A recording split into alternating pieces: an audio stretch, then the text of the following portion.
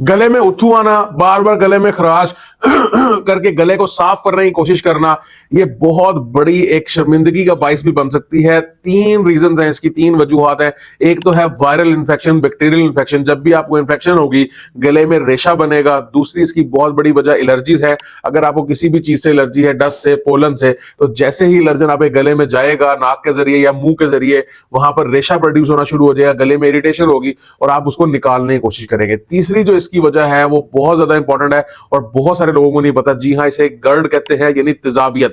यानी गले से इसका कोई ताल्लुक ही नहीं है। आपका तेजाब जब ऊपर जाता है तो ये रेशा बनाता है। इसके ऊपर मैंने प्रॉपर एक लॉन्ग वीडियो बना दी है, वो लाजमी जाके देखें ताकि आपको समझ आ सके इसे छुटकारा कैसे पाना है।